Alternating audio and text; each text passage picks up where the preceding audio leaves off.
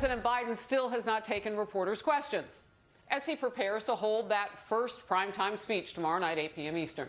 While the nation continues to grapple with multiple crises, Biden has now hit day 50 of his presidency without holding one solo news conference.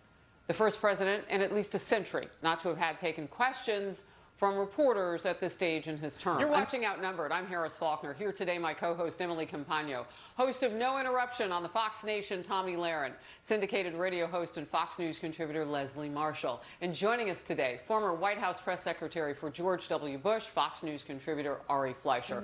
There is a bit of a difference in terms of doing an Anderson Cooper CNN town hall type situation and facing the White House press corps. So Leslie, you know, we're not doctors, and I've said this over and over, and people want to get into acuity discussions and all of that. This comes down to, can he handle it? If you put him in front of a group of reporters that don't have an agenda, they just want to write down the answers, and they're going to pepper him because we haven't seen him in 50 days. Can he do it? Yes, and he is doing it. He did it with people, CBS, when is he doing Town it? Hall. He does it on a daily basis, but he does need to have a structured press conference. Look, I agree with Ari that he certainly can handle himself, but I do think that he is focused, as he said, on this pandemic, on getting people back to work. But he does need to get out there. He does need to get out there. President. Like you can at town hall. No, he needs to do that. He needs to do that, but he has answered some questions.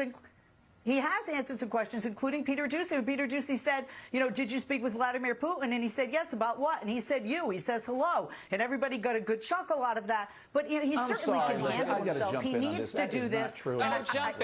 He is walking off a stage and getting shouted out. That is not standing there and taking questions. That's avoiding questions and walking off stage. He is answering questions to the press, maybe not in that formal setting, which I said that he should be. But look at Ari, look at his ratings, look at the approval ratings of not only him right now and also his handling of the pandemic and the legislation that he is putting forth. The American people are happy. Maybe they want to change from what we had the past 4 years, which was a president who constantly was having press conferences and rallies. So we went from 1,000 to 0. I don't think it'll remain 0. I said he should do it, and I believe he will. All right. I don't think they're hiding, and they shouldn't. Welcome back. Mixed messages from the Biden White House about what's going on at our southern border. The facts on the ground make it seem like a genuine crisis, as Mexico's leader now refers to Biden as the migrant president. Here are the new numbers from Customs and Border Protection showing a 97% jump from last year in migrant detentions. Just last month alone, there were more than 100,000 encounters. And the surge of migrant children now leading the Biden administration to consider using vacant NASA buildings to house them. His team also admitting the president's new policies may be the reason for the massive influx of migrants. Leslie, your thoughts? A couple of things. One, it is a crisis, but semantics aside, is the rhetoric and is the different tone contributing to this? Partially, yes. But there are other things that are contributing, and we need to just look at history. In 2014 and in 2019, when Donald Trump was the president of the United States, a Republican with a very different message regarding the border and immigration, we saw numbers like this. We had the words crisis used at those times in those years as well. So that's one of the issues. The other issue is we're in a pandemic, and these nations are suffering that they are fleeing from more violence and less economic opportunity, which plays into that. So does the rhetoric play into that, or a change in regime? Yes. But again, it can't all be blame placed on Joe Biden or Democrats, because we've seen these types of numbers during the Trump administration and Republican administration. And quite frankly, to your point earlier, Emily, this isn't something that can be fixed in one presidential administration. It can take months, perhaps even years, to fix our immigration system, regardless of which party is in power. So that's a little off base, and I just want to say this. When you look at the numbers over the years, you have seen those spikes. You've seen them across different presidencies. And Ken Cuccinelli last hour told me that in 2019, they made some decisive moves, not the least of which was a relationship, and he described it as tough negotiations between our president and the president of Mexico to make sure that asylum seekers stayed on that side of the border. He wanted to kind of stem the tide to give us a chance to process through all of that. So no, we didn't approach the number that we're seeing now, though. I mean, they're looking at NASA sites to put these kids. Come on, Leslie. No, this is a particularly catastrophic situation. But they've undone some of those policies. And my question is, if it didn't have a T for Trump by it, would they have waited a bit?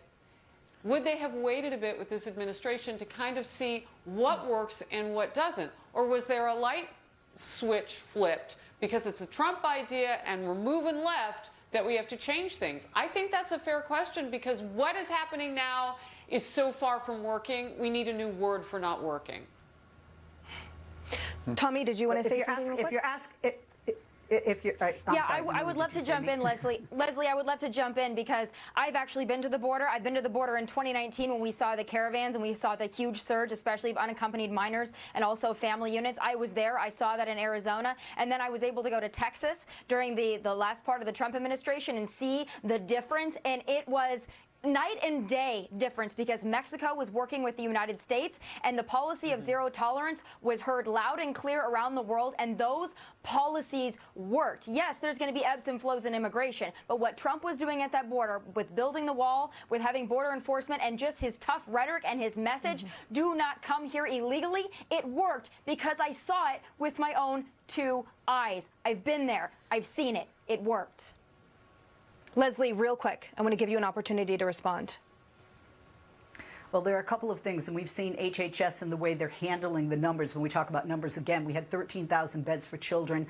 Now we have 8,000, going back to the original number as we see COVID cases coming down 1, 2. I don't think it's because there was a T for Trump next to the name of the policy. It's one of the promises that Biden campaigned on and made to the individuals who voted for him and made that a priority, which is why he and his administration are moving as they had said they would. And a promise is fine, but then when you see after a few days or weeks that it is not working, do you go back and look at that executive order or action that you signed and then make an adjustment? I think you make adjustments along the way, quite frankly, and that's regardless. You know, it doesn't depend what party you're at. You know, you're always making adjustments. We've seen that more truer than ever before in all of our lives with COVID, right? We make I'll be watching for the adjustment, Emily. Maybe not a good idea. Well, things are changing rapidly for the governor of New York, Andrew Cuomo. We have just learned that New York State Senate Republican Conference, the entire conference now, is calling for Governor Cuomo's resignation. And we know that the governor's office is under a cloud of multiple scandals and ongoing investigations. This is the first time, though, that we have seen this statement put out by the entire Senate Republican Conference saying it is time for him to go. Now, I said things are changing rapidly.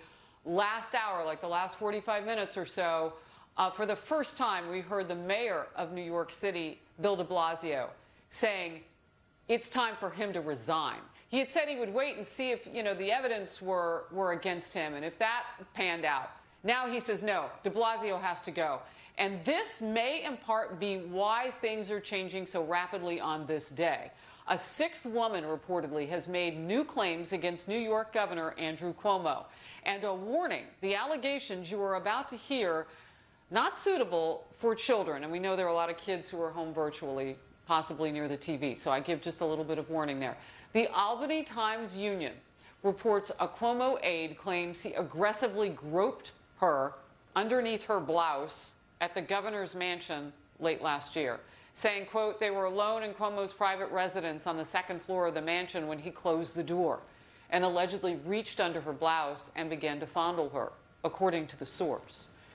Cuomo, in a statement to the paper, said he has never done anything like this. Those are his words. And he called the report, quote unquote, gut-wrenching. Meanwhile, President Biden, Vice President Harris remain silent on the allegations.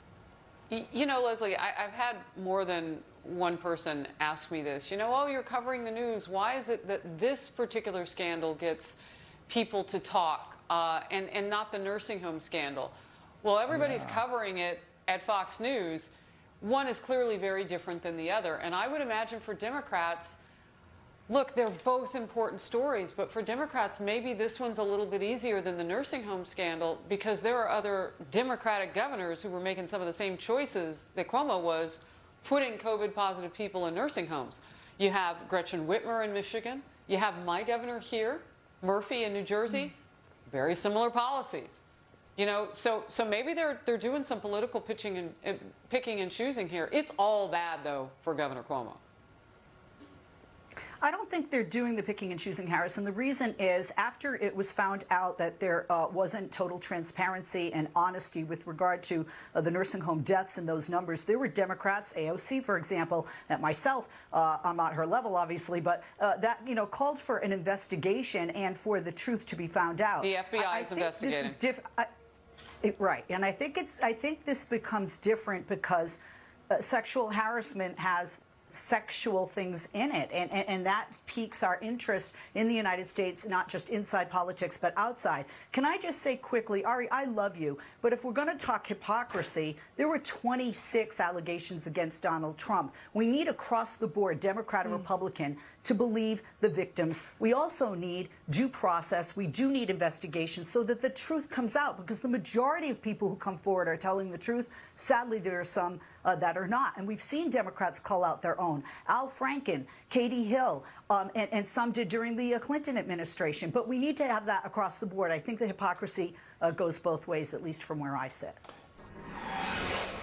All right, moving on now. New fallout from Prince Harry and Meghan's bombshell interview with Oprah Winfrey. Prince William now defending the royal family against accusations of racism made by his little brother and sister-in-law. Leslie, I feel like part of the argument here is that Meghan Markle perhaps thought this interview was going to be like in Game of Thrones when Cersei exploded everything with that green fire. But then there's been a lot of reaction to that not only, of course, we're hearing now Prince William, who clearly feels really strongly about it, but that it maybe didn't land as well, as explosively as she intended. Your thoughts? Tommy, we agreed a little bit because I had to watch, and I have to say, as one of the 17+ million, you have 3 multimillionaires, perhaps one's a billionaire, talking about their troubles. Now, suicide is very serious. It's brave for someone to come out, and it's important for people to get help. 2, racism, disgusting in any family, royal or otherwise. But during a time when you're in a pandemic, people, are suffering, businesses are closing, people, are out of work and want to get back to work. A disconnection there. And I've got to say, can I just mention Piers Morgan? He and I argue on Twitter all the time.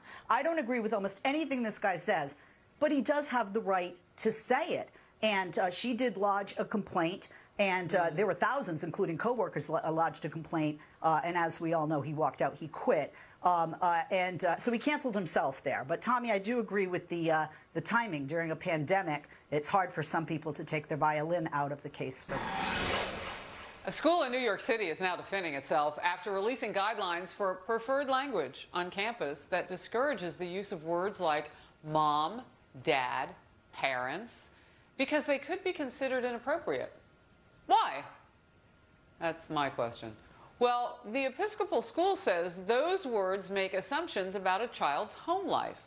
It's all part of the Grace Church School's new inclusive language guide, which suggests using terms like grown-ups, folks, or family instead, because they promote a sense of belonging for all students.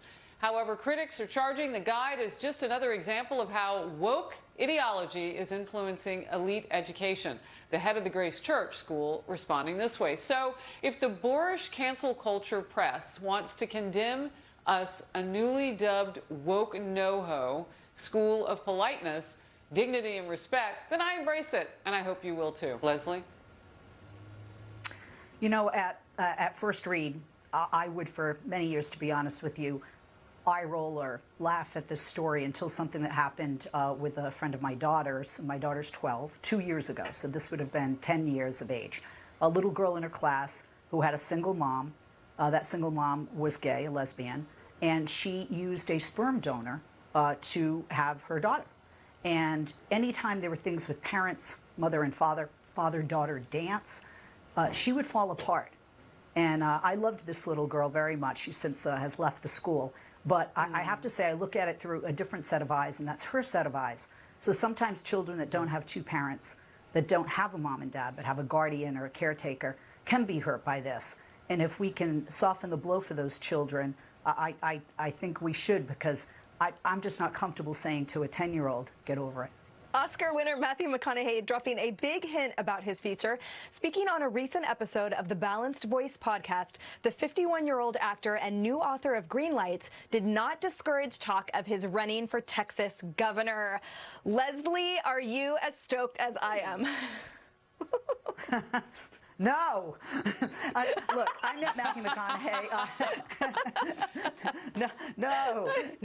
I met, you know, to quote somebody on Twitter, another celebrity running for office, come on. I sat next to Matthew McConaughey on a flight from Los Angeles to New Orleans. He was a complete gentleman, shared food, put his arm around me, did have a hat that said, all right, and did put my luggage up and down. But I don't want him to run for governor, and here's why.